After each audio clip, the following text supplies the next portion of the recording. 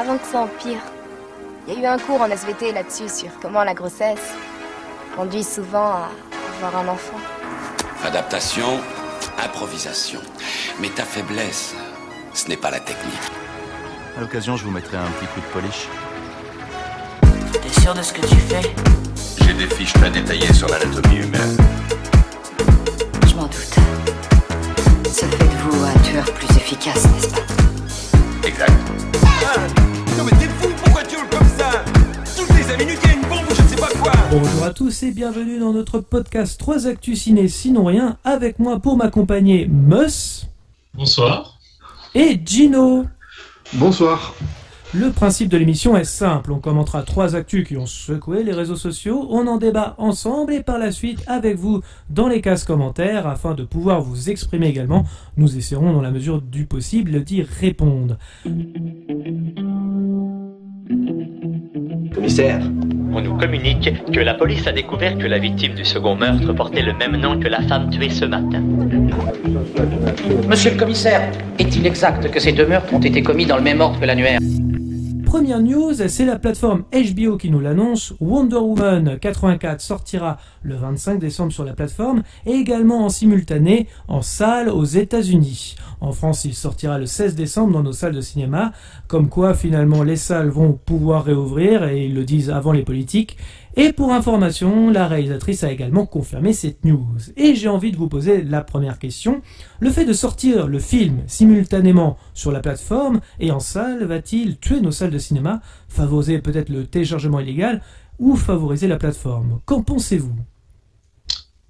Je me lance en premier, hein, Gino. Ouais, d'accord, vas-y. Moi je dirais qu'effectivement, forcément, ça va diluer, on va dire, le visionnage, puisque en sortant en salle uniquement, forcément, les spectateurs n'ont pas le choix, ils sont obligés de se déplacer dans les salles obscures pour voir le film. Or là, les gens dans la période Covid, qui n'incitent pas à sortir, et puis forcément, pour les un peu plus flemmards, qui peuvent regarder ça depuis leur salon, et qui se foutent un petit peu de regarder ça sur le grand écran, ils regarderont ça de chez eux, après ils font ce qu'ils veulent, évidemment. Et du coup, forcément, ça va diluer donc un petit peu les visionnages, et puis ça va faire du tort à nos salles de cinéma, c'est évident. Après, je pense que Warner fait ça aussi, c'est pour essayer d'avoir avoir des gens qui peut-être vont aller voir le film au ciné dans un premier temps pour le découvrir en salle et puis le revoir sur la plateforme. Peut-être aussi jouer là-dessus, donc double visionnage, double gain. Je sais pas, mais en tout cas oui, ça fera forcément du tort aux salles, je pense. À mon sens, ça me paraît évident. Mais bon, après, je sais pas ce qu'on pense du Gino. Alors écoute, moi ce que j'en pense, ce que tu dis, je l'entends complètement. Après, en revanche, je suis pas certain que ça fasse énormément de tort aux salles de cinéma.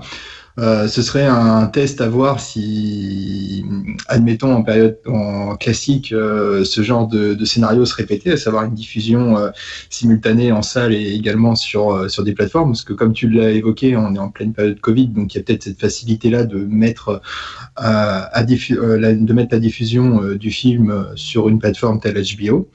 En revanche, moi, à titre personnel, tu vois, si j'avais le choix, je préférerais aller voir au cinéma, rien que pour les effets, ne serait-ce que visuels et sonores. Déjà, ouais. C'est pour ces raisons-là. Et puis, de ce que j'ai pu lire ou écouter à ce sujet, il semblerait qu'HBO ne mette ce film que pendant une durée d'1 mois et sans surcoût supplémentaire pour les abonnés HBO. Donc, tu vois, il y a aussi ce delta de temps où, à force, peut-être que tu seras contraint de toute façon retourner au cinéma pour aller voir le film. Ouais. Je sais pas ce que t'en penses, Gauthier, toi. Moi, dans l'idée, je pense que le film devrait passer en salle avant et sortir 1 mois, voire peut-être 2 après sur la plateforme, puisque après tout, HBO appartient à Warner Bros. Mais vous allez avoir des personnes qui ne vont pas prendre le temps d'aller au cinéma. Je fais bien évidemment une généralité, hein. Je sais que moi ça me dérange pas du tout d'y aller justement au cinéma, mais il faut prendre en compte que c'est un budget, surtout si vous y allez en famille par exemple. Le fait de sortir avant au cinéma permet d'imposer quelque part en premier lieu les meilleures conditions pour voir le film, hein. Je rejoins Gino là-dessus, à savoir dans une salle de cinéma, donc une salle obscure qui t'empêche pas, ou en tout cas presque de regarder toutes les 5 minutes ton téléphone portable. Oui, je suis un vieux trentenaire. Avec un bon son et une image avec un détail précis. Et de plus, en le découvrant à la maison, sur la plateforme, ce n'est pas vraiment la même chose. Il y a la qualité, ce sera jamais optimal. Par exemple, c'est pas du vrai 1080p, par exemple. Oui, je suis pour le format physique. Je dis encore, je suis un vieux trentenaire. Privilégier les salles de cinéma, ce serait plutôt mon message. Et en plus, je suis pour la chronologie des médias, qui permet d'aider des petites productions. Et même en allant voir Wonder Woman en salle, il faut savoir qu'une petite partie de votre ticket permet la redistribution de budget pour des films indépendants. Si vous le voyez sur HBO Max, vous n'avez pas cette opportunité-là. Donc je pense que tout à fait. Les plateformes, aussi cool soient-elles, peuvent effectivement tuer les salles de cinéma et voire même le cinéma en général. Moi, je t'avoue que si je peux me permettre, j'ai quand même un amour prononcé pour la salle de cinéma. Je vais te donner un exemple personnel que j'ai pu vivre. Peut-être que vous avez un exemple également. Mais par exemple, moi, j'ai fait la connaissance de Fight Club en DVD. Ce film-là en DVD, et donc c'est vrai que quand Fight Club est sorti, comme nous sommes de jeunes trentenaires, pour te corriger, c'est vrai qu'à l'époque, nous n'avions pas l'âge requis pour entrer dans la salle. Et il s'avère que par le passé, quand j'étais à Lyon notamment, il y avait des séances cinéma l'été, des séances on va dire uniques et rétro en VO, et notamment il y avait un soir Fight Club. Et j'ai repris plaisir à redécouvrir Fight Club sur un autre angle, mais dans une salle de cinéma. Et c'est là où je vois moi la différence. C'est pour ça que je serais comme toi un peu à préférer la salle de cinéma plutôt que l'écran de télévision où on n'a pas les mêmes sensations, même si aujourd'hui tu peux avoir des home cinéma performants, ce genre de choses, mais t'as pas le ressenti, l'obscurité de la salle de ciné. Et j'ai redécouvert Fight Club et je l'ai davantage aimé au cinéma que quand je l'ai découvert pour la première fois sur mon écran. Voilà, tout simplement. C'était pour ce petit parallèle entre les deux. Après, ça c'est surtout pour les puristes comme nous, on va dire. Voilà, c'est sûr que rien ne vaut le cinéma à ce niveau-là. Mais de toute façon, là, sur la problématique de Wonder Woman 1984, finalement, ça touche que le marché américain, puisque, enfin, nous, comme tu l'as dit, Gauthier, on a la chronologie des médias, de toute façon, ce qui fait que, déjà d'une part, il n'y avait pas HBO Max, c'est ça, hein, oui, c'est ça. En France.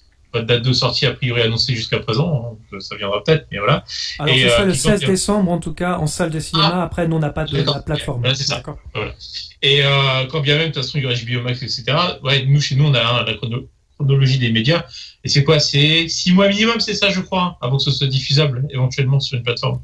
6 mois ou un an? Oui. Je sais que c'est 4 mois pour le Blu-ray. En tout cas DVD Blu-ray. Ouais. Après pour le reste j'ai des petits doutes, mais je crois que c'est 6 mois effectivement. Ouais, je crois que c'est 6 mois. Est-ce que dans ta chronologie tu considères par exemple un bouquet comme Canal étant une plateforme, ou parce que Canal diffuse on va dire entre 9 et 10 mois les films après leur sortie en salle, mais ça reste après dans la chronologie qu'évoquait Gauthier, après la diffusion du format physique. Mais est-ce que tu considères toi Mus Canal étant comme une plateforme style Netflix, HBO ou Canal Play? Oui, c'en est une. Ok, d'accord. Comme Netflix et voilà. Amazon Prime et Disney. Ils sont soumis à cette réglementation du coup de respecter ce délai de 6 mois minimal quoi en tout cas. Ok, c'est pour qu'on soit bien calé sur les termes.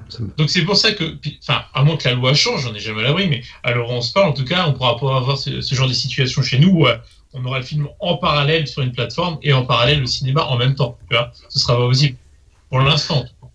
Après, si je dois me baser là-dessus, je pense qu'aussi on en parle beaucoup parce que c'est un blockbuster américain qui sort. Si c'était un film quelconque ou si c'était le gendarme de Saint-Tropez nouvelle version, je suis pas sûr qu'en France on serait aussi fou sur cette annonce, tu vois. Mais est-ce que en fait ils sont de plus en plus à le faire. C'est pour ça. Là, je pense à Mulan, mais là c'était un surcoût. Il y avait $30, je crois, il me semble, de surcoût pour le film. Ils commencent à faire de plus en plus ce genre de choses. Alors, comme on disait, c'est peut-être l'effet coronavirus, mais ce qui fait peur, c'est qu'il y a beaucoup d'annonces comme ça qui vont se faire de plus en plus du côté des films américains. Et il faut savoir que c'est quand même 70% du marché, même en France, dans nos salles de cinéma. Donc ça fait un peu peur quand même, mine de rien. Et même pour nos films indépendants, finalement. Et même si effectivement c'est Wonder Woman, que c'est un film, un gros blockbuster bien huilé de chez Warner, ça a un impact aussi sur notre cinéma français et indépendant. Ouais. Oui, tout à fait. C'est pour ça que ça fait un peu peur. Mais est-ce que tu crois que malgré que les cinémas ont réussi à se réinventer au fur des années pour proposer toujours plus une nouvelle expérience aux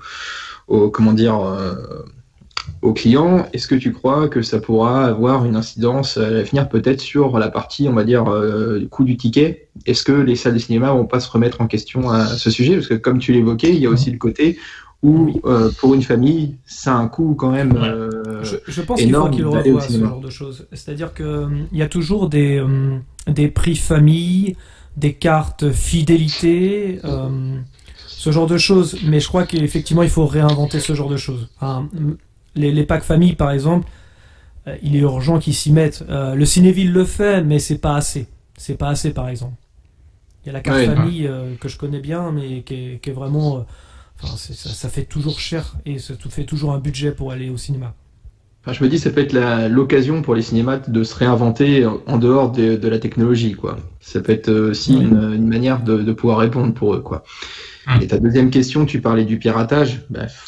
Étonnamment, c'est sûr que pendant le mois de diffusion sur HBO Max, ça reste du streaming, donc il y a de fortes chances que, en effet, ça soit détourné. Donc je suis pas sûr que ça va le ralentir, ça va au contraire peut-être l'alimenter, ce piratage, par contre. Oui. Là, il s'expose davantage à ce genre de risque. Pour le coup. Tout à fait, exactement. Parce que nous, il sort qu'en salle de cinéma. Je pense pas qu'au OCS, puisque c'est OCS qui a les droits de la plupart des éléments de HBO Max. Je pense pas qu'ils vont diffuser Wonder Woman. Et s'ils le diffusent pas, oui, chez nous, malheureusement, oui, le piratage sera présent, quoi. Tout à fait. C'est sûr. Bon, par contre, du coup, par rapport à la date de sortie du 16 décembre, je sais pas trop comment me positionner parce que je me dis, c'est un peu couillu, tu vois, de le sortir quand même parce que il y a plein de studios, enfin même Warner, non pas Warner, c'est la métropolitaine pour James Bond, je vais dire, parce que tu vois, le film a déjà été repoussé plusieurs fois. Là, ils se sont dit Warner, bon allez, on le sort quand même, tant pis, parce qu'avec la période, les gens sont un peu craintifs pour aller dans les salles obscures, donc ils se disent allez, il faut bien le sortir, on y va. Quitte un peu comme Tenet, ils ont fait pareil avec Tenet d'ailleurs, ils l'ont quand même sorti. C'est les seuls qui ont osé sortir les films quelque part. Enfin, c'est ça. C'est couillu quand même. Hein. C'est couillu quand même. Après, c'est qui te double. Je pense que soit les gens ont vraiment encore, on va dire, trop peur de se déplacer, malgré le fait qu'on arrive en période de fin d'année un peu plus festif normalement en tout cas a priori. Et donc les gens se relâchent. Là, peut-être que ça va amener du monde en salle, on verra bien, mais c'est quand même couillu parce qu'il y en a plein qui se seraient écrasés quand ils reportent à 2021, voire en tant que l'épidémie se calme peut-être. Et du coup, je me dis, ce qui peut leur être bénéfique éventuellement si les gens sont pas trop frileux, c'est que le fait que il n'y ait pas trop de concurrence finalement. C'est sûr. Tout à fait, par la force des choses. Et puis faut quand même aussi admettre que la Warner a investi un budget publicité important aussi pour le film. Donc j'imagine que ça, ils n'ont pas envie non plus d'accumuler davantage de frais de report. Donc s'il y a certainement aussi cet aspect-là qui est à mettre au crédit de Warner, on va dire. Après, la décision est discutable et bien sûr. Les avis sont divers et variés à ce sujet et ça intéressera de pouvoir lire les commentaires, les avis de chacun et chacune dans l'espace commentaire. Oui, d'ailleurs, n'hésitez pas. Le débat est ouvert. Voilà, le débat est ouvert dans les commentaires. Après, niveau de façon, je pense, box-office, on verra bien, l'avenir le dira. Je ne suis pas Madame Irma, mais à mon avis, ils font évidemment pas le score qu'ils auraient pu faire dans une période normale, disons, parce que là, tout à fait. Complètement. Malheureusement. Et j'ai envie de parler un petit peu justement du film en lui-même, même si on l'a pas vu, mais votre rapport justement avec Wonder Woman, peut-être même avec le DC Universe. Gino tout à l'heure m'a soufflé que niveau rapport, il aurait aimé que ce soit d'ordre sexuel, mais malheureusement. On peut pas tout avoir. Non, on a déjà Wonder Woman, c'est déjà pas mal. Non, mais par rapport au premier film, en fait, est-ce que vous attendez le deuxième? Est-ce que voilà, c'est un peu ça ma question. Pas forcément sexuel, bien évidemment. Et on est d'accord. Cela dit. Oui, donc écoute, oui, c'est vrai que par rapport à ce que tu dis, c'est sûr qu'il y aurait plus désagréable que de ne pas avoir de rapport du tout avec Gal Gadot, on est d'accord. C'est à ça que tu faisais allusion, je crois, Mess. On est d'accord, voilà. Eh bien écoute, si tu veux, Wonder Woman, moi je l'ai vu une seule fois. J'en ai pas gardé un souvenir impérissable de ce film. C'est le moins qu'on puisse dire. Alors après, Wonder Woman, c'est pas non plus une héroïne qu'on a connue nous enfants. C'est clair qu'on a été bercé à Superman, Batman, Spider-Man, donc étrangement le DC Universe, mais j'ai pas de grands souvenirs de Wonder Woman. Mais étrangement, quand je disais, c'est pour Superman et Batman. On est d'accord que Spider-Man, c'est une escroquerie. On est d'accord. Voilà, donc après, moi, le Wonder Woman, je n'ai pas vu la série qui avait cartonné dans les années 70 avec Linda Carter, ça, je l'ai pas vu du tout. Mais mine de rien, je suis curieux de voir ce que va donner le 2. Je pense le voir quand même, malgré tout. J'imagine que c'est pour Cheetah que tu veux voir ça. Eh ben écoute, Cheetah, quand j'ai vu la bande-annonce, je ne connaissais pas du tout ce personnage. J'ai appris en faisant des recherches que c'était la pire ennemie de Wonder Woman. Donc il y a quand même un côté intéressant où je pense que le film va s'orienter un peu plus sur ce que le comics de base voulait raconter, plus ou moins, on va dire, plutôt que de s'immiscer comme ça dans un conflit comme c'était pour la Première Guerre mondiale sur le premier épisode. Mais j'attends de voir parce que le côté où tu vois dans la bande-annonce que Chris Pine est toujours présent, ça fait toujours un peu bizarre, donc je me demande s'il va pas y avoir un côté un peu côté Christian Clavier dans Les Visiteurs avec un running gag sur je sais plus comment on appelle ces éléments, les contradictions un peu temporelles, voilà, où il va découvrir certaines choses. Enfin, j'espère qu'on va pas tomber dans cette lourdeur-là du running gag anachronique. Voilà, c'est ce que je cherchais. Merci de m'avoir aidé. Hein. C'est pas avec nous. On te dans la merde. Là. Mais c'est quelque chose qui m'intrigue. J'ai peur d'être déçu, mais voilà, on verra ce que ça donne. Parce que autant voir aussi ce que va donner ce film. Parce que comme pour le premier, déjà, ce que je trouvais agréable, c'était que la réalisatrice, il y a quand même un petit côté Zack Snyder dans la réalisation, dans le grandiose, et il y a un petit respect de ce qui avait été fait auparavant sur le Batman v Superman, je crois de mémoire, où elle fait son apparition. Donc voilà, je suis mitigé, mais curieux quand même. Mi-figue, mi-raisin. Mi-figue, mi-raisin. Meus, du coup Ouais, non mais après, ce que tu disais, Gino, moi, ce que je pars, c'est ce qui s'annonce d'après la bande-annonce, c'est ce qu'on va voir, c'est que ils vont jouer pour le côté un peu humour. Bon, moi, que j'ai toujours un peu de mal aussi là-dessus, mais sur l'effet miroir, c'est-à-dire que tu sais, quand dans le premier Wonder Woman, elle arrivait dans le monde occidental, tu vois, elle découvre un peu les us et coutumes, comme on dit, de notre monde, et puis tu sais, essayer d'apprivoiser tout ça. Hein, le côté comment interagir avec les gens dans la rue, etc. Là, ils vont faire un peu la même chose avec Chris Pine qui découvre les années 80, tu vois, qui a un décalage, qui va découvrir la technologie, les modes vestimentaires, etc. Pour essayer d'apporter un petit côté humoristique, quoi, tu vois. Mais bon, après on verra. Moi, c'est pas le truc qui m'attire le plus. Après, effectivement, sur le film en lui-même, je sais pas. Enfin, moi, pareil, j'étais un peu comme toi, Gino, sur que le premier, pas un souvenir impérissable, quoi, mais ça va. C'était un divertissement honnête, quoi. Tu sais, ça faisait le café. Tu te rappelais que de Gal Gadot, c'est tout. Par contre, faut quand même dire, non, mais blague à part, je veux dire, c'est quand même, elle interprète super bien le personnage, honnêtement. Oui, ça c'est vrai. Ouais, complètement.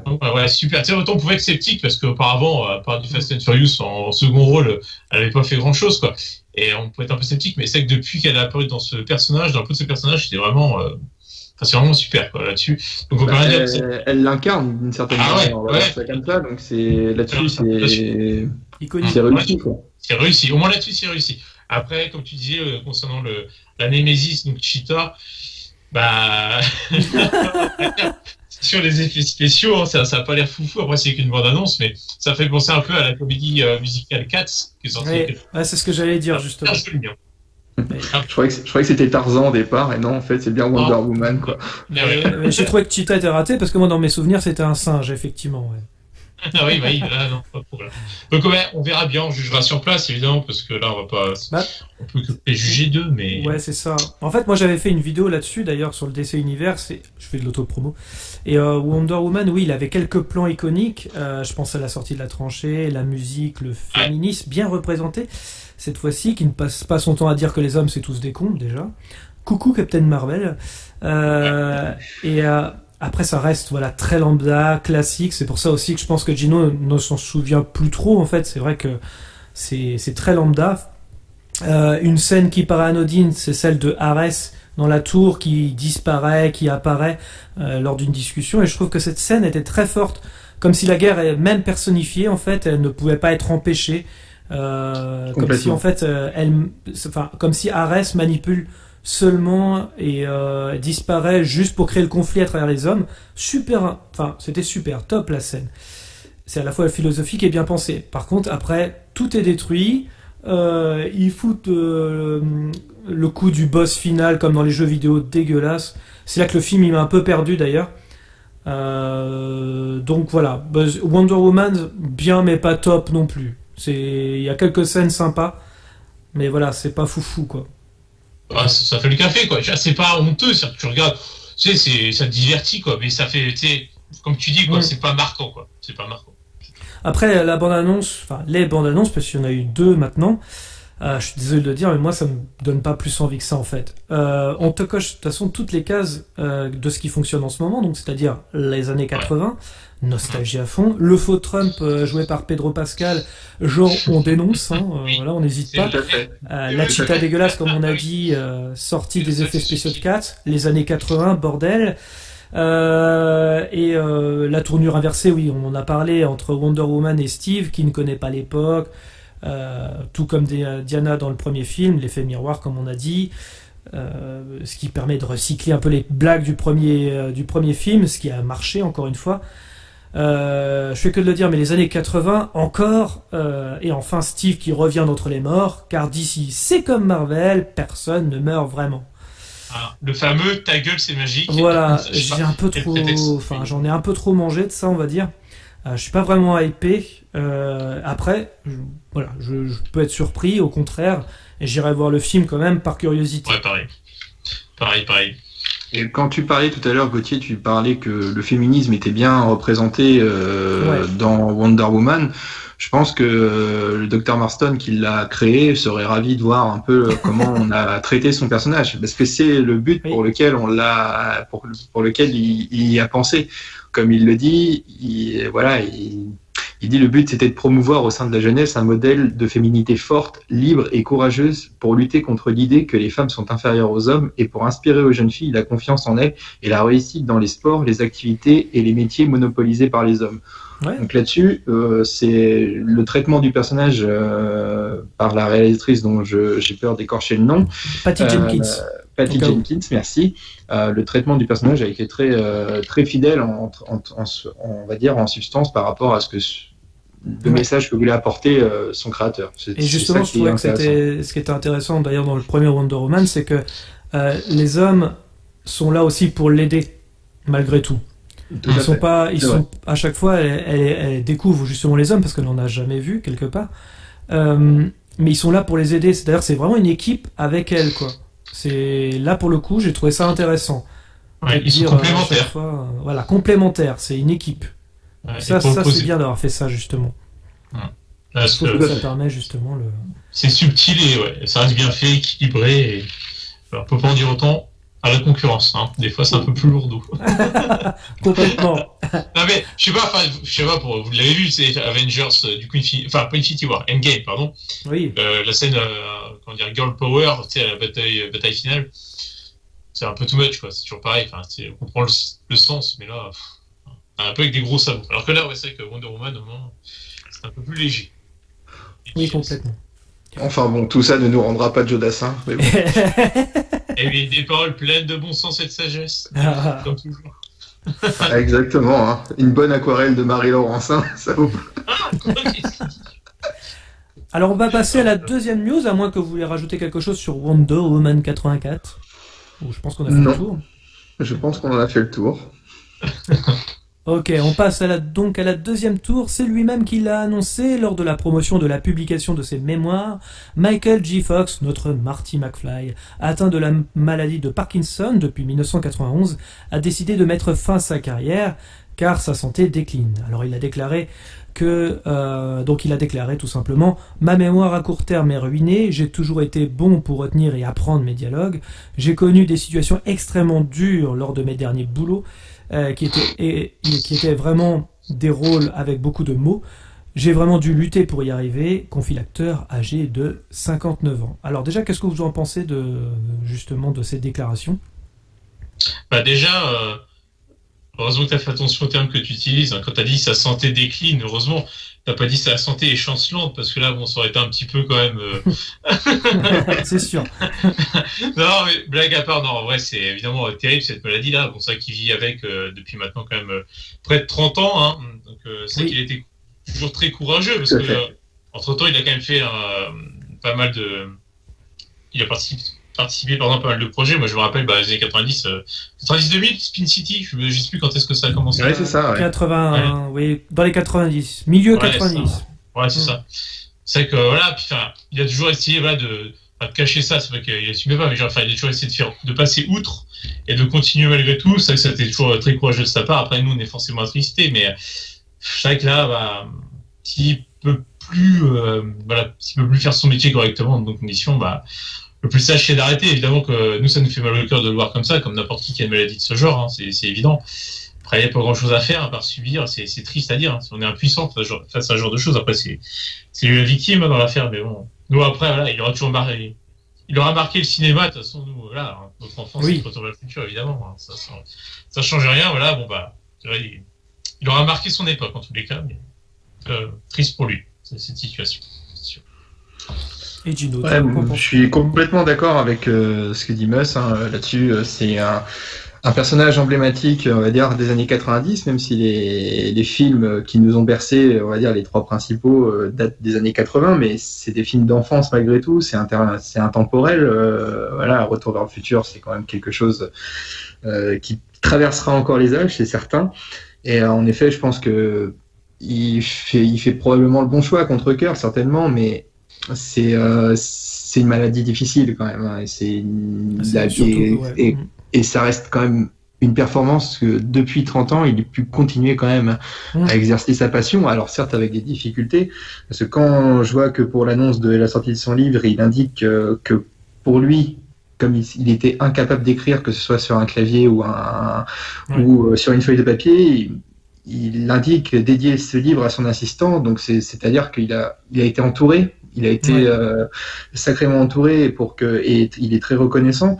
D'ailleurs, il va devenir écrivain quelque part par la suite. En tout cas, c'est la continuité de sa carrière. Ouais, c'est ça. Et puis, de toute façon, lui, ce qui retient aussi de ça, c'est que malgré tout, dans son malheur, Parkinson, comme il le signale, il a permis d'arrêter l'alcool et donc de sauver son mariage. Donc, alors l'un dans l'autre, je dis pas qu'il y a un truc mieux que l'autre. On est d'accord, c'est triste, hein. Mais au moins. Son combat, lui, perdurera, parce que Michael J. Fox a quand même monté sa fondation pour la recherche contre Parkinson, ce qui indiquait que ce que j'ai pu trouver, c'est qu'il y a 450 millions de dollars qui avaient été récoltés, et Michael J. Fox avait l'espoir d'avoir un traitement d'ici l'année 2010, ce qui est assez tragique quand on voit ses déclarations actuelles, comme il dit qu'il n'aura certainement pas l'occasion de son vivant de connaître l'arrivée d'un traitement pour Parkinson. Mais au moins, son combat, lui, perdurera, et je pense que les personnes qui sont atteintes de cette triste maladie de Parkinson sauront trouver un ambassadeur en Michael J. Fox. C'est vrai que si c'est son corps finalement est l'expression de son métier et qui décline, c'est pas vraiment évident, donc vraiment courageux d'avoir continué. Je suis même surpris qu'il ait continué encore. Après l'annonce, parce qu'on l'a su assez tôt, hein, mine de rien. Lui, il le sait depuis 1991, mais de nature publique, je crois qu'il l'a déclaré bien plus tard. Et c'est vrai que même dans Spin City, il me semble, on le sent pas trop en fait. On le sent qu'après, par la suite, dans Scrub ou dans The Good Wife, par exemple. Donc c'est vrai que c'est étonnant qu'il ait continué, et bravo à lui. En tout cas, c'est très courageux. Et du coup, j'allais vous poser la question, votre rapport par rapport à sa carrière, justement. On en a parlé un petit peu déjà. C'est assez difficile dans le sens où, pour moi, Michael J. Fox fait partie de ces acteurs qui sont identifiés à un personnage. Et pour moi, voilà, C'est je vrai. sais qu'il a joué dans Mars Attacks, qu'il a joué dans Fantôme contre Fantôme, Family Ties. Bon, c'était diffusé sur le Club Dorothée, mais on était très jeunes. C'était en 92 quand c'est diffusé, donc on n'a pas eu l'occasion de voir ça. Et moi, Spin City, à titre personnel, je l'ai pas vu cette série. Elle passait sur Canal, je crois, à l'époque. Oui, c'est ça. Voilà, je n'étais pas abonné, donc je n'ai pas pu voir cette fameuse série Spin City. Exactement. Attends, j'avais pas 350 francs à l'époque. Je sais pas si... Et donc, plus sérieusement, Michael J. Fox, pour moi, ça reste et restera Marty McFly, voilà, un peu à l'image comme j'ai pour moi de Daniel Radcliffe qui est Harry Potter. C'est un peu cet esprit-là. Et voilà, clairement, je vais pas apprendre quelque chose, je vais rien. Je pense que ça va être beaucoup de personnes qui vont être dans mon cas, où pour eux, Michael J. Fox va être le héros de leur enfant, celui qui mettait des raclés à Biff Tannen, quoi. Voilà. Ouais. Bah, je suis assez d'accord, personnellement. C'est pareil, c'est vraiment ça vers le futur. Après, c'est vrai que moi j'ai beaucoup aimé pour le coup Spin City, et j'ai vu en tout cas. Ça a duré mine de rien 6 saisons. On se rend pas compte, mais c'est quand même énorme. Et bien évidemment, au même moment de Spin City, il avait sorti le film de Peter Jackson, Fantôme contre Fantôme, qui était pour le coup, ça c'est aussi un film d'enfance pour ma part. Je sais pas ce que vous en pensez, mais celui-là, il m'avait marqué en tout cas. Évidemment, alors oui, mais pas aussi emblématique, pas aussi emblématique que non. Oui. En tout cas, si vous l'avez pas vu, parce que je sais que les générations actuelles l'ont peut-être pas forcément vu, n'hésitez pas, c'est un très bon film. Et franchement, j'ai trouvé que sa prestation, même si ça dure que quelques épisodes dans Scrub, a été excellente, parce que justement on utilise sa maladie justement dans le scénario. Comme il est avec son personnage qui est rempli de TOC, c'était plutôt astucieux parce qu'on parle pas de Parkinson, on parle vraiment juste de TOC, et ça rend le personnage totalement émouvant. Et également aussi, j'ai beaucoup aimé également son rôle dans The Good Wife, la série produite par Ridley Scott, où il joue le rôle de Louis Canning, et c'est donc là on cache pas du tout la maladie. Il fait des mouvements effectivement qu'il ne peut pas contrôler. Et à force de le voir dans la série, parce qu'il joue dans beaucoup d'épisodes, on l'oublie en fait. On oublie ses mouvements un petit peu bizarres, un peu étonnants. Et il arrive à transmettre ça à l'écran. Et j'avoue que si jamais vous n'avez pas vu The Good Wife, qui est porté sur la politique et l'importance de la communication, c'est vraiment génial. Donc n'hésitez pas de voir sa prestation dessus. Il est vraiment excellent et c'est un putain de rôle. Alors effectivement, ça n'enlèvera pas son rôle de culte dans Retour vers le futur, les 3 Retours vers le futur. Mais si jamais vous avez l'occasion de le regarder, il livre une prestation qui est assez vraiment excellente. Ouais. Enfin... Donc voilà. Ouais. C'est une triste nouvelle quand même de savoir qu'il s'arrête, mais bon, c'est peut-être plus sage pour lui et qu'il essaye de pouvoir vivre sa passion autrement, on va dire, quoi. Voilà, et puis comme il disait, l'écriture, il pensait pas, mais que ça allait devenir une de ses passions aussi. Donc finalement, pourquoi pas, et puis peut-être que justement il arrivera à nous offrir d'autres livres sur des anecdotes qu'il a pu avoir et tout, ça peut être sympa. Et puis après, question bête, mais je suis pas expert de la maladie, mais j'imagine que ça joue sur son espérance de vie, cette maladie, au niveau des dégénérescences. Il y a des chances.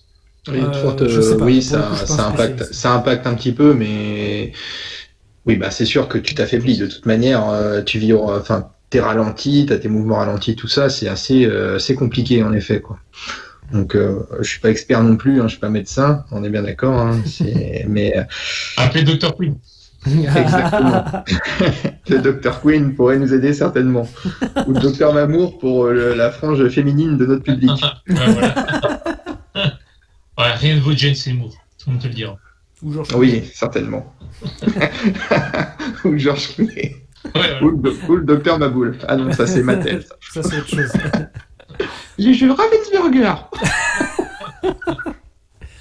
Alors, On va passer à la troisième news, un peu plus légèreté quand même. Kate Winslet a déclaré dans Entertainment Tonight avoir battu le record, jusqu'ici détenu par Tom Cruise en Mission Impossible Rogue Nation, de la plus longue apnée sous-marine sur le tournage d'Avatar 2. En effet, l'actrice a retenu son souffle 7 minutes et 14 secondes contre le record précédent 6 minutes. Alors déjà, qu'est-ce que vous pensez de cette performance ? Je vais la faire, Gino. On pas d'air. Hein. Voilà. Voilà, on s'est fait. On n'en parle plus. Celle-là, elle est c'est coché. Celle-là, elle est faite. Non, moi, j'allais te dire que si elle avait fait ce record-là quelques temps avant, peut-être que Jack Dawson serait toujours vivant. Voilà. Ouais. Et on n'aurait pas eu cet éternel débat de savoir s'il pouvait être à deux sur cette putain de planche où on pouvait mettre tout le bateau. Enfin bref, voilà, c'est une performance admirable quand même. Je pense que Luc Besson est en train d'écrire le Grand Bleu 2. Le Grand Bleu. Oh le lapsus. Excusez-le. Oh non. Oh non. Oh là là, vous m'énervez. Pas maintenant, Gino. Pas après tout ce que tu as fait. Putain. Ça, c'est à force de vous côtoyer, hein, j'ai le cerveau qui dérape, hein, c'est tout. Donc le Grand Bleu, Gino. Le Grand Bleu. D'accord. Le Grand Bleu 2, Luc Besson est en train de l'écrire certainement pour Kate, hein, du coup. Ouais. Et sponsorisé par Audi, comme toutes les productions Luc Besson. Alors ça, c'était quoi ? Une prostituée, une Audi, la machine à scénario de Luc Besson. Si jamais vous avez vu le sketch de Modinor. Non, ça me parle pas. Ça te parle pas ? Moi aussi, connais. Mais c'est bien d'accélérer le rythme du podcast, Gauthier, c'est parfait. Du coup, elle a déclaré, je vais enchaîner quand même, c'était génial, j'étais très fier de moi, mais je ne pouvais probablement jamais le refaire. Cela s'est produit au bout de 4 semaines d'entraînement, mine de rien, c'est assez intense. Et c'était dans le réservoir de plongée, dans la cuve d'entraînement, mais j'ai adoré. Alors, pour ma part, du coup, le film va explorer les océans de Pandora. C'est pour ça qu'ils font cet élément-là. C'est ce que je comprends également. Mais personnellement, cette news, en tout cas, moi j'ai peur que ce soit plus de la com qu'autre chose, histoire de faire parler d'un projet qu'on attend depuis 10 ans, en fait. C'est un record, et je doute pas de la performance de Kate Winslet, il n'y a pas de problème, que je trouve merveilleuse à chaque prestation, mais voilà, c'est histoire de dire, le projet il existe toujours, tu vois. Oh oui, bien sûr. C'est un moyen de lancer une petite news comme ça pour histoire de continuer à ce qu'il y ait un peu de braise à ce sujet-là. Mais juste, je digresse un peu là-dessus, mais sauf erreur de ma part, elle n'avait pas déclaré de l'eau a coulé sous les ponts depuis, mais Kate Winslet, elle n'avait pas déclaré qu'elle refusait de travailler à nouveau avec James Cameron après Titanic, parce on sait que c'est quelqu'un de très exigeant sur les tournages, qui était un peu dictatorial un petit peu sur le tournage de Titanic. Elle n'avait pas déclaré ça? Je dois avouer que j'ai pas cette info. Il me semble que ça. Il me semble, mais ça date. Hein. C'est 97 le tournage de Titanic. De Titanic, ouais. Après, ça se trouve, elle a déclaré peut-être que le tournage était vraiment dur, que ce sera très compliqué de retravailler avec lui, mais peut-être qu'avec l'expérience, je sais pas. Bon, après, faut arrêter de croire tout ce que dit TéléZ. C'est pas forcément. Mais ça me parle pas, du coup. Ouais, attends. Un magazine avec un chien, c'est forcément un bon magazine. Je suis désolé, mais. Pyramide d'homme, je te rappelle. Et d'ailleurs, j'en reviens à une autre question. Est-ce que Avatar 2, vous l'attendez ? Mine de rien. Eh bien, quand tu nous as envoyé le conducteur en fait de cette émission, je me suis dit, il faudrait que je revoie Avatar parce que je l'avais pas vu depuis longtemps. Je me suis dit, c'est un film un peu comme Wonder Woman qui m'avait pas forcément marqué dans un sens. C'est l'idée que j'en avais parce que pour moi c'était le premier film en 3D. J'étais plus omnibulé par quelle expérience je vais voir en 3D plutôt que le fond du film. Et je l'ai revu donc dernièrement et je dois dire que c'était j'ai kiffé quoi. Je l'ai redécouvert et j'ai bien aimé et je suis impatient de voir ce que va donner ce deuxième film Avatar avec ce côté exploration de Pandora où on se rend sur un autre univers que la jungle, que la forêt. ça donne un peu de liberté à Cameron de raconter de nouvelles choses, de aussi peut-être se permettre de nouvelles facilités scénaristiques, certainement. Mais on est aussi dans un univers qui est totalement pensé, créé, un peu comme l'était Star Wars, où les possibilités sont multiples. À partir du moment où tu crées et tu imagines un univers complètement fictif, et là-dessus, ça peut être intéressant. Alors après, faut pas qu'il se plante, parce que même si j'ai bien aimé le premier Avatar, il y a certains moments où j'ai pas pu m'empêcher à certaines comparaisons, comme les bruits de certaines bestioles qui ressemblent aux cris du T-Rex dans Jurassic Park. Voilà, des similitudes où tu te dis, t'es dans une jungle, chalet, ça fait un peu esprit Rambo des fois dans certaines scènes. Bon, voilà, il y a quelques petites choses aussi à revoir. Donc j'en attends plus d'un mec quand même qui a réalisé Terminator 2. Titanic et Alien quand même. Alien 2, pardon. Merci de m'avoir corrigé, c'était pour voir si vous suivez. Et vous êtes des passionnés, c'est très bien. Il a fait Piranha 2, t'exagères. Putain. Ah, James Cameron. D'ailleurs, on dit Alien, c'est pas Alien 2, mais on s'en fout. Et oui, c'est Alien 2, vous avez raison. Alien 2. Oh. Mais à moi. Non, bah, comme a dit Gino, c'est vrai, on va voir ce qu'il va faire de ce deuxième film. Le problème, c'est que moi, ce que j'ai peur, c'est... Enfin, encore une fois, c'est qui tout double. C'est soit les gens, depuis le temps qu'ils l'attendent, enfin, pour ceux qui l'attendent, vont se ruer dans les salles obscures et puis voilà, le film va faire un succès, ou à l'inverse, les gens, la hype, c'est tassé depuis le temps, c'est genre, ouais, bon, on ira peut-être le voir, enfin, tu vois, ça je sais pas. Donc, comme ce sera appréhendé après, il faut aussi voir quand est-ce qu'il va sortir, parce que, pareil, comment auront évolué nos conditions sanitaires. Il y a le temps, hein, on n'en parle pas encore, oui, mais bon. C'était voilà. Pas prévu cette année, de toute façon. Ouais, c'est ça. Non, mais bon, voilà, qui dit que dans 2 ans, on sera encore complet. Enfin bref, je digresse, mais voilà, on verra. Après, ce sera forcément un événement. Enfin, tu vois, effectivement, comme tu dis, possibilité d'explorer les océans de Pandora. Au moins, on se dit, on n'aura pas le même film. Bon, attention, Cameron, en général, il veille à pas faire de copier-coller non plus, quoi. Mais bon... à voir comment il va développer cet univers et surtout quel scénario, parce que c'est pareil, autant au début on avait l'exploitation des hommes, les hommes qui voulaient exploiter les ressources naturelles de la planète, c'était un peu l'homme avec un gros H, l'ennemi on peut dire. Oui. Là ça va être quoi cette fois, cette tribu de Na'vi, je sais pas, ça va être quoi, on verra, on sait rien. C'est très secret, hein, mine de rien. Mais c'est vrai que, est-ce que le perfectionnisme de James Cameron sera-t-il récompensé? C'est vraiment la question. Alors où, on va dire, le cinéma enchaîne les productions 1000 à l'heure, où Disney te sort, par exemple, 3 Marvel par an, est-ce que les spectateurs vont suivre, sachant que l'engouement du premier est passé depuis longtemps? On n'est pas comme Terminator, où le film est resté un peu culte pendant un moment avant d'avoir le 2.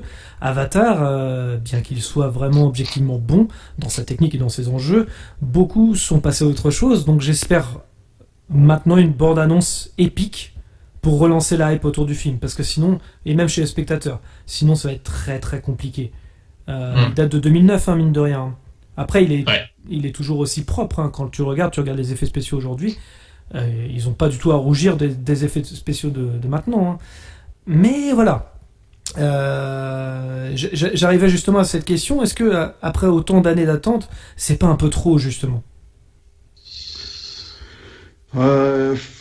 La question mérite d'être posée. Après, je vois cette attente un peu, comment dire, très longue quand même. C'est difficile d'instaurer, on va dire, une véritable saga quand tu as tant de temps entre les différents épisodes. Mais après, le public aujourd'hui, on va dire, surtout nous, à peu près trentenaires, on a quand même cette habitude d'attendre sur certains projets, notamment pour ceux qui sont un peu gamers, sur certains jeux vidéo, on a des fois des annonces qui sont faites, qui sont retardées. Tu penses à Cyberpunk Cyberpunk, par exemple, mais ça a été le cas avec Red Dead Redemption, ou même, tu prends des jeux tout simples, hein, ou des jeux basiques, les Gran Turismo, ça a été aussi pareil, il y a toujours un effet de hype là-dessus voilà, et on apporte de l'eau au moulin, mais Avatar, c'est quand même aussi, je pense que ça reste une expérience qui a été marquante pour beaucoup de monde, parce que j'imagine que, comme moi, beaucoup, pour eux, ça a été leur première expérience 3D, et c'est peut-être aussi ça qui fait que, du coup, ça reste un film qui a marqué leur parcours de cinéphile, on va dire. Voilà. Ouais. Et puis, on n'oublie pas sa première fois. On n'oublie jamais sa première fois, tout à fait. Bah, pour le coup, c'est ce que j'en parlais l'autre fois, mais Meus et moi, on l'avait vu pareil en 3D, et c'est vrai que ça nous avait bluffé. Rien que le logo de la 20th Century Fox. Juste le logo. Hein. Et on était déjà bluffés comme des gamins de 10 ans. Mais, après, oui, techniquement, il est impeccable. Mais c'est un bon film. Moi, j'aime beaucoup Avatar. Mais après, c'est pas le meilleur Cameron non plus. Quoi. Tu vois, c'est ça. Ah non. Mais ça peut être une saga incroyable, épique. Ouais. Mais je reviens justement à cette question. Mais pour moi, 10 ans, c'est beaucoup trop. Tout comme d'ailleurs 2 ans, voire moins, c'est trop court pour faire un film. Il faut un juste milieu. Et même si James Cameron a essayé à chaque fois, à chaque long métrage, de pousser les limites de la technologie pour faire avancer le cinéma, j'espère qu'il le fera afin de clouer quelques bouches de certains haters.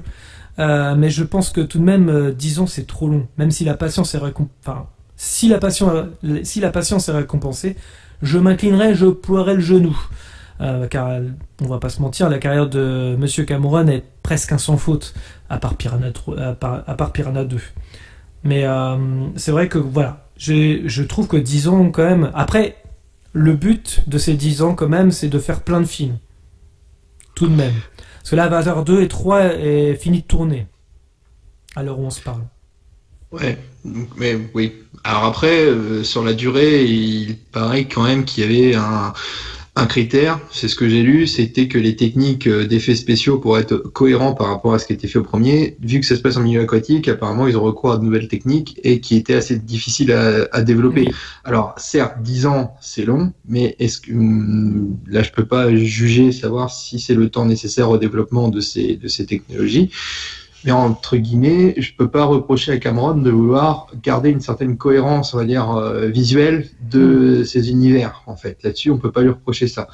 Voilà. Et puis, il y a aussi quand même le côté où il s'avère que pour le scénario, les mecs de Waterworld seraient dessus, quand même. Donc, vu que ça se passe en mer, dans les fonds marins, Waterworld ayant été une référence dans cette matière, il paraît que Cameron a tenu à insister lourdement lourdement, pour obtenir un scénario. Donc voilà, soyez rassurés par le scénario. Il y aura peut-être une apparition de Kevin Costner en plus. Avec plaisir. Mais après, ce qui peut expliquer aussi le fait que c'est eu autant de temps, alors je ne sais pas si c'est encore d'actualité, c'est peut-être tombé dans les oubliettes, mais il y avait un bruit de couloir à un moment comme quoi aussi, toujours ce côté un peu audacieux sur le plan technique à James Cameron, c'est qu'il voulait, dans l'idéal, pour la sortie en salle, proposer un film qui puisse se regarder en 3D sans lunettes. Oui, mais bon, ça c'est vrai. Ouais. Alors je ne sais pas si ça va être refait pour le coup, mais c'est ce qu'il voudrait. Je pense pas, parce que le problème c'est que, à ma connaissance, je connais pas de techno au point dans une salle de ciné au monde qui puisse proposer ça, pas à ma connaissance en tout cas. Donc, aussi, une bonne bouteille de whisky, tu vois en 3D. Voilà. C'est ça, ouais. Exactement. Non, faut prendre ça dépend de la marque. Sur LSD, tu peux le voir en 3D, sans lunettes. Même aller dans l'univers. Ou un Space Cake bien tassé. C'est ça. Ah bah t'es carrément dans Pandora là, à ce moment-là, je pense. Ah oui, complètement. Non, c'est Pandora qui entoure. Courir à poil dans le cinéma. Je suis un avis. Non, bref. Il y a peut-être aussi à ce niveau-là, peut-être qu'il a testé des trucs, ça a mis du temps, etc. Entre la pré-prod, le tournage, machin, enfin, tu sais, et la post-prod, évidemment. Non, c'est sûr que ça prend du temps. Puis on connaît son côté perfectionniste, donc forcément. Donc ça fait long 10 ans, mais bon, pas plus de 10 ans même du coup. Après c'est ce que je dis, encore une fois, si ça dure 10 ans, mais que notre patience est récompensée par la suite, et qu'on voit un film épique comme on n'en a pas vu depuis un petit moment, il faut dire que la dernière décennie n'était pas extraordinaire. Franchement oui, je serais, ce serait encore le maître Cameron quelque part. mais vraiment, j'espère que ces 10 ans vaudront le coup. C'est vrai qu'aujourd'hui, c'est ce que je disais tout à l'heure, c'est que les films vont trop vite. Aujourd'hui, on délaisse un petit peu les scénarios. Les scénarios, c'est un peu tous la même chose, notamment les films de super-héros.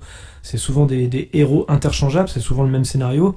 Là, moi, j'attends de sa part d'être surpris, d'être emmené dans un univers, comme disait Gino, très, très créatif, comme il a pu le faire dans le premier. Mais j'espère que ça lui est pas trop monté à la tête. C'est ça que j'ai un peu peur. Avec son après aussi, ce qu'il faut dire, tu me corrigeras si je me trompe, mais il tourne à la suite le 2 et le 3, donc c'est aussi pour ça que ça met du temps. Puis je pense que après, il va vouloir enchaîner les deux sorties, enchaîner. Oui, parce qu'il y a 5 épisodes. Les deux, Il y a 5 épisodes, je crois. D'accord, ouais. 5, mais il est fou. Ah oui, complètement. Bah, il a tout pourquoi réinvesti, pas tout ce qu'il a gagné dans... Pourquoi pas? C'est l'histoire qui, j'imagine que s'ils prévoient 5 épisodes, c'est qu'ils ont une ligne directrice de l'histoire qu'ils souhaitent raconter. Après, voilà, l'histoire peut être bonne, mais par contre, tout ce qu'il y a autour, les éléments visuels et autres peuvent être ratés. Et du coup, on aura un impact négatif sur l'histoire, nous, en tant que spectateurs. Mais inversement, tu peux avoir un côté visuel super et une histoire bancale. Donc ça, malheureusement, on ne le saura qu'en voyant les films. Voilà, s'il arrive à nous faire une conception un peu comme, je sais pas, comme les histoires, les premières histoires de Star Wars, comme je le disais tout à l'heure, qui mélangent cet esprit créatif et une histoire, bon, même si elle est basée sur plein de faits historiques, de choses comme ça, un peu convenues, mais ça reste cohérent et c'est agréable à regarder. Donc voilà, tant qu'il tombe là-dessus et qu'il tombe pas justement dans les dérives qu'a fait Disney avec Star Wars sur le 7, 8 et 9, pourquoi pas? Voilà, on va laisser sa chance au produit, comme on dit dans la vérité si je mens. Non mais c'est exactement ça. C'est voilà, on wait and see comme on dit. Totalement. Exactement. Est-ce que vous avez quelque chose à rajouter sur ces 3 news? Eh bien, je vends une Fuego. Pas cher. Pas cher. Non, pas du tout. Rien d'autre sur ces actus-là. Tes bafouilles. En tout cas, merci à tous de nous avoir suivis. Je vous rappelle que vous pouvez clocher, commenter, mettre un pouce bleu ou nous suivre sur les réseaux sociaux, Facebook, Twitter, Instagram. Les liens sont dans la description. Dans tous les cas, rendez-vous dans les salles obscures pour de nouvelles aventures. Bonsoir. Bonsoir. Avant que ça empire, il y a eu un cours en SVT là-dessus sur comment la grossesse conduit souvent à avoir un enfant. Adaptation, improvisation. Mais ta faiblesse, ce n'est pas la technique. À l'occasion, je vous mettrai un petit coup de polish. T'es sûr de ce que tu fais? J'ai des fiches très détaillées sur l'anatomie humaine.